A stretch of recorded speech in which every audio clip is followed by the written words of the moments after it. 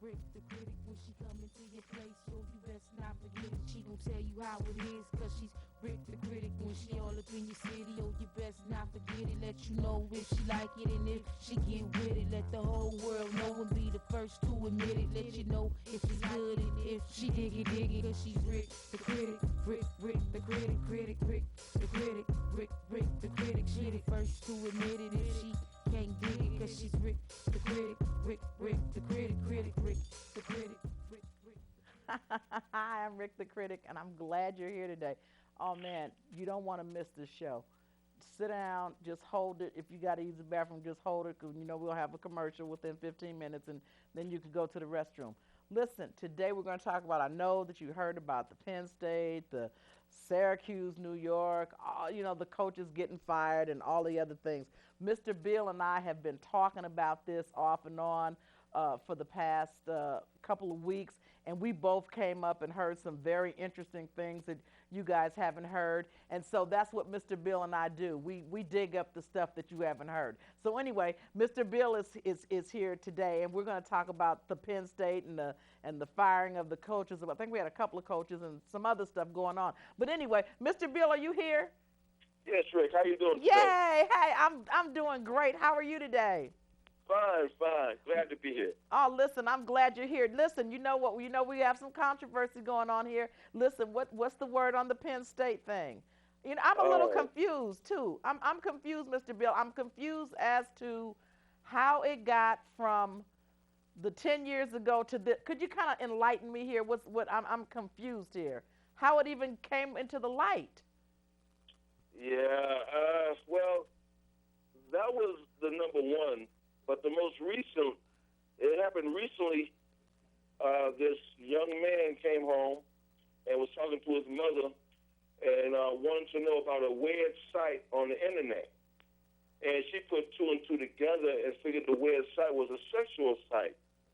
But she couldn't get too much out of the son.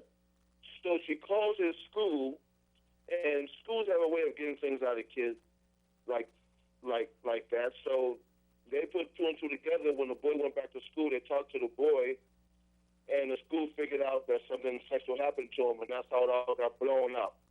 The one 10 years ago was kind of shrugged up under the rug. Okay, I'm confused. I'm confused as to how you sweep up molestation. Now, am I clear on this? Something about someone saw him and a 10-year-old boy in the bathroom or something, or in the locker room or the shower or something, and this guy just kind of kept walking or something. Is this the same case? Yeah, well, the story goes out like assistant coach went into the locker room and heard some noise in the shower, went around the corner and saw the coach, Jerry, molesting the boy. Now, he said he stopped it. He didn't physically stop it, I guess. Verbally stopped it or whatever, and then he left. He was confused, didn't know what to do. He went home and talked to his dad. His dad told him to go tell the coach, the head coach, that he saw the assistant coach molesting a boy in the shower. So that's what he did. Okay, I'm confused. So this was another kid? The guy, the person that saw the molestation was another kid? Oh, yes, this is totally two different kids. No. The guy the person that saw the molestation in the shower that went home and told his father, this was a kid? No. He was a coordinator. He worked within the football facility. Okay, this was an adult, a young adult? Correct.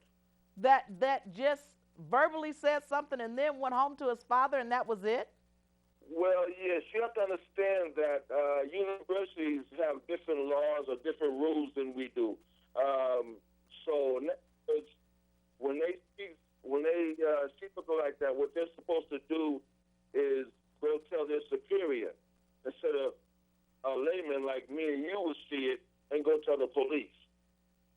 So as long as he went and told his superior, he was okay. Okay, I guess I'm confused because I don't understand how any person over the age of 18 can see that type of inappropriate behavior and not go to the police or not take it any further. I don't understand how he felt like that was just it, that was all. Right, that's crazy, but that's what happened. But to tell his side of the story, he said he came back the next day, told the head coach, and then he did go to the police, and he told the police. But the police said they had no word, they didn't talk to him, he didn't come to us. So there's a controversy there. But now, it's crazy. Well, the police naturally, they're going to say no, and he naturally is going to say he went to the police. So that's kind of 50-50. We don't even really know how to call that one. But now let me ask you this, because it was another interesting part of that case that you and I discussed. There was a district attorney involved. Oh, yes. There was a district attorney. This is the now you have to go back to the boy in the shower. This is when the district attorney came involved. They made an investigation. The district attorney had everything in his laptop, and they was going to indict Jerry. But then the district attorney came up missing, and his laptop came up missing. So all the evidence was in his laptop, and the district attorney never was found. And it's not been found to date? No, not been found today. They just pronounced him dead this year. His family just pronounced him dead this year. Now, never was found, never was heard of again. Right now, he's actually missing. He's a missing person. But he was finally pronounced dead this year. Okay, now this was 10 years ago or 7 years ago when Jerry was found in the shower with the little boy, somebody was, the district attorney was going to indict him. Back in 2003. Okay, he was going to indict him on Friday. He was getting ready, preparing to indict him on Friday, and on Monday he was missing and has never been found. He was going to indict him on Monday. Okay. His investigation was done on Friday. He was going to indict him on Monday, and the man disappeared over the weekend. All they found was his car. That was it. Okay, and he was going to indict Jerry. That's correct. And that should be some serious, I'd have to look at that very, very seriously. I mean, a district attorney comes up missing on a Monday when he's getting ready to indict Jerry on a Friday, and the police department say that this kid never came to them, never said anything to him. Now, how did the district attorney get the information? How did he get the information to try to indict him? I don't know. I don't know. But after that, it was no, and the link wasn't put together because he's a district attorney. And they got many other cases of many criminals, behind bars. So, they really can't put two and two together, I guess. Okay, so what they are claiming is that because he was a district attorney that put many behind bars, that all of a sudden when he started to indict Jerry, that he came up missing. It could be anybody's foul play. Yes, exactly. But it just so happened he was working with Jerry. Right. So the only thing happened back then to Jerry was the district attorney came up missing, so that legal case was gone. The only thing happened to him in the university was they took his keys. Okay, wait a minute. So when the keys to the door to get into the gym, to get into the facility, to get on the campus, they took his keys and told me he couldn't come. That's the only thing happened to him then. This was in 2003. Okay, so when the district attorney came up missing, it's like the case just got thrown out. Yep, that was it. There was no more because the case was in his laptop. So that was it. They just forgot about it. It's like a cold case. Well, not really a cold case because they don't have no information because all the information is in the district attorney's laptop. Well, a cold case like it's missing in action, I mean. I mean, it's really not funny. It's really sad, and I bet It the is. district attorney's family is probably has gone down to the police station many times and said to them, "Listen, this is connected to this." They probably have connected the dots. But you know how the police department, well, we don't have enough evidence for that. No, How yes. can we say that this is that just because you're going on how you feel? And his wife is probably saying, look, these people, when I talked to my husband last, he told me what he was working on, you know, blah, blah, blah, blah, blah. And I suspect he's a victim of foul play. Yeah, but you have to remember now, this is a state university. So this is the state. This is their school, in other words. You know what I'm saying? They get money from every which way. I mean, just their donations last year was $130 million. That's not asking for money. That's people just giving them money. Then you got state money coming in. I mean, so you got money coming from everywhere. I mean, money talks. People don't want to mess up the flow of the water. You know what I'm saying? They don't put no ripples in the water. They want their stuff still coming in. It's just too much. I mean, it's crazy. Everyone knew what the coach was doing. I mean, they took his keys in 2003. They let him retire in 2005. Then Penn State let this man come back in 2008. They knew what they was messing with these little boys. You know what I'm saying?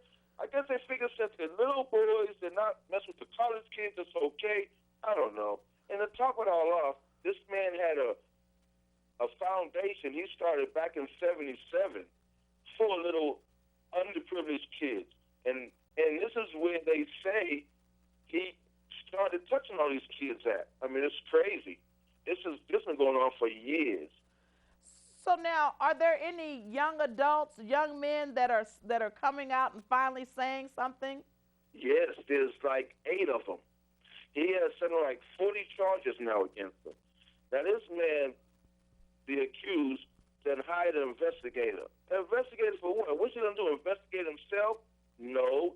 He's going to try and pick up dirt on all these boys. That's what they're doing.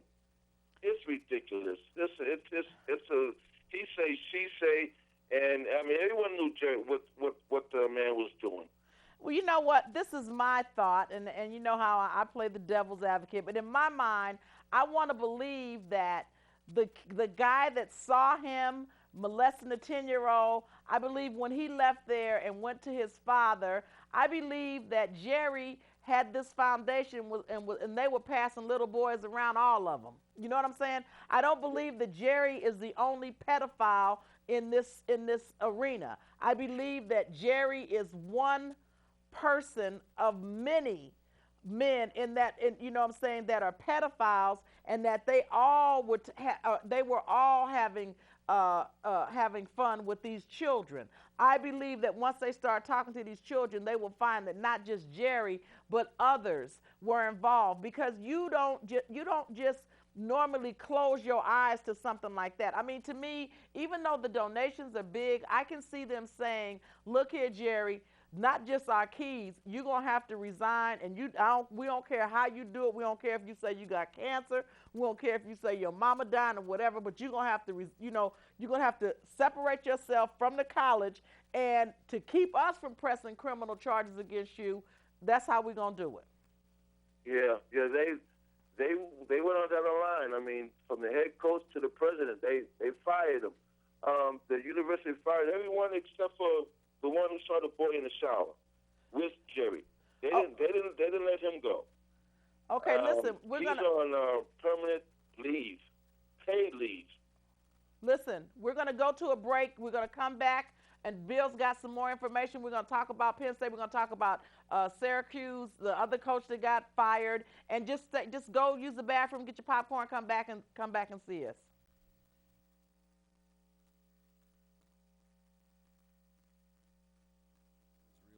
Only one boy.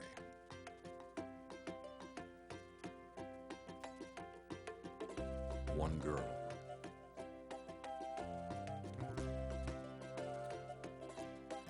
One tree. One forest. One deep, dancing ocean.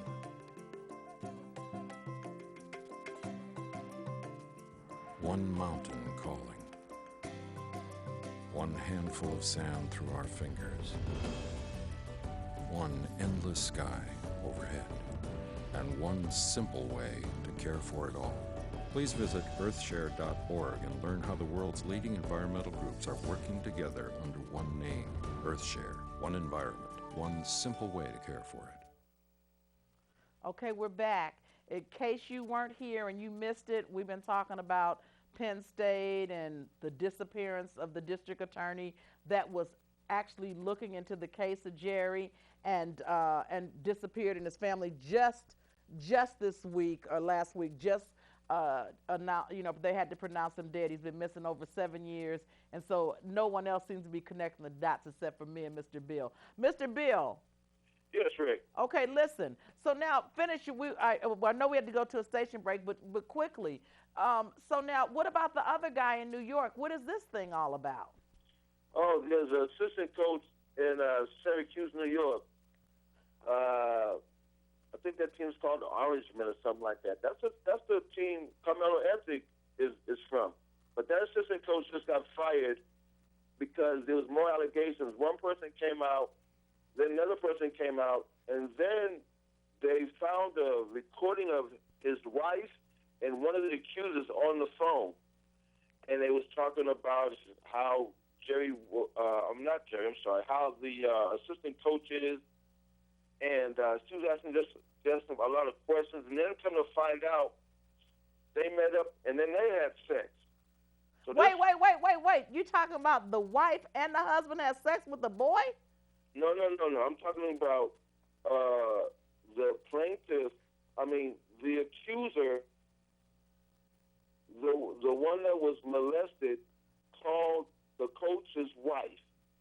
The coach's wife and the boy was talking on the phone and stuff, and the wife wanted to know, well, what did Jerry do? Did he? I'm sorry, not Jerry. What did the coach do? Did he give you sex? Did you give him oral sex? They were talking like that. It's actually a voice recording, and they're playing it on the news. Oh gosh. Yeah, and it's his wife. So then after they played the recording, they said that the wife met up with this boy, and they had a relationship. It's crazy. That's just nasty. That's just nasty. That is so nasty. So the university just fired him. Oh wow. And you know what? I can't help but think that it's going to be some more heads rolling before New Year's comes in. Well, there's another one. He's not in college. There's nothing to do with universities. I guess the boy was about 11, and he has a 3-year-old brother. And they have the mother's working. I don't know where the daddy's at, so they have a babysitter. And the babysitter's a boy. He's 19, and I think they got him from sitters.com or something like that, some website. But the boy, 11-year-old, was watching all this stuff about Penn State and asked his mother about it. And then the boy said, well, my babysitter's doing the same thing to me. Oh, come on. Are you serious? Just happened today on the news. It just came out. Yeah. And I think they got it from sitters.com or something like that. And the gentleman who is 19 or something like that. And the 19-year-old, the babysitter is supposed to be molesting another 11-year-old who he's supposed to be watching. It's really getting crazy. Yeah, you know what? It's past crazy. And again... But that goes to show you that it should be on the news because it's happening everywhere and every household. You know what I'm saying? It needs to get out. So some of the stuff is redundant, and they keep praying and praying and praying, but sometimes it does a lot of good. Well, so it sounds like this, like you said, him hearing the Penn State thing, and then he looks at his mother because I guess he just thought it was okay. Whatever the guy was doing to him, it was okay. Yeah, kids, they don't know. They're just innocent, you know. You adults try and do stuff to get away with kids. It's crazy. Well, the thing is that, and like I said, I'm just so sure that before New Year starts, we're going to hear more and more and more. These things have just gotten to a point where it's just full blown, and all of these hidden things that children are keeping. Now they're looking at it, and now they're connecting the dots, and it's like, oh, okay, wait a minute, that's not a good thing, that's the wrong thing. But with all this sex education in school and all of this going on in school, with all of this stuff that they want to do with cartoons and all that kind of stuff, and now you're telling me the kids can look at TV, look at a particular incident, and then equate it to something, to them, connected to them, when they're supposed to be learning this in school. Right. It's crazy. So what are they learning in school? I don't know. Back in the day, you wonder. You used to tell your kids, don't watch too much TV, go play ball or go outside and shoot some hoops, go do some exercise or something. But now they need to sit in front of the TV to find out what's really going on outside their home, outside their environment, to know what's going on inside their environment. I say it all the time, and people don't get it. I mean, really, we're going to have to get back to the community, in the neighborhood. When we were coming up in the neighborhood, everybody knew, your grandmother lived maybe not far away from you if she didn't live with you. Your uncles and your siblings, everybody lived right around in the community. So you were able to spot people that were strangers if they came into your setting. Not to mention, I was talking to a guy that his uncle had been raping him since he was 6 years old, and this man was good and 40. Wow. And he said to his mother, look, this is what uncle's doing to me. And she told him, just go somewhere and sit down. You just being silly. So, it's a lot going on. But again, just like even when we talked about with the Michael Jackson thing, the parents have to take some responsibility. I mean, you can't just turn them loose and just expect them to kind of go for it. You kind of got to listen to what's going on. You got to look at the warning signs and stuff. I mean, I heard something about a little boy came home and his hair was wet or something, and his mother confronted the coach or something. I'm back to Jerry now. Uh-huh. Yeah, I mean, his mother said something about his hair being wet or something, and he gave her some kind of story about why the little boy's hair was wet, and I think she kind of pushed the envelope too. But see, you know what's got to happen with people now? Me personally, we would be having this interview from the jailhouse, because if I walked into a room and Jerry was on a little boy, I would still be on top of Jerry, still working on him. And when the police came and pulled me off of Jerry and took me to jail, we would be having this interview from the jailhouse. Now, I still am not clear as to why the young man saw the incident and felt the need to go and talk to somebody else, because, again, he should have been looking for something to hit Jerry upside the head with. But, I mean, who knows? He might have been one of Jerry's victims, too. Maybe that's why he didn't really because I got to believe that that's a reaction that you would just not just look at and then just kind of back up and then go and, and tell a little child maybe, but not an adult. I still find that hard to believe. So we might even find out later on that he might have been one of Jerry's victims too. He might have been very silent about it because, it might trigger his memory too. Who knows? He might have a lawsuit. He might have a book. Who knows? But I'm pretty sure somebody gonna come out out of the closet with Penn State or something. Yeah. Also, with Penn State and Jerry, that happened in 2002, 2003. Back in 2000, some janitors saw Jerry mess with some boys then. They didn't want to say nothing. They didn't want to lose their job. Well, you know what? I'm kind of wondering if it's about a job. See, it's three things that are floating in my mind. It's about money, money, and money. Now, I'm thinking this might be about money, not about so much as losing your job, but about somebody paying you under the table to keep your mouth closed. Because if they fire you, you can talk. So I'm thinking that somebody paid somebody to keep quiet and keep working there. I'm thinking that the young man that saw the 10-year-old in there, I'm thinking that he went to his dad, and I'm thinking his dad used that as leverage for his son's advancement in Penn State or whatever. Or he may have gotten some money. Then I'm thinking that Jerry probably passed these little boys around to these other pedophiles in there, and that everybody it's Jerry might have been a pimp. Well, yeah, but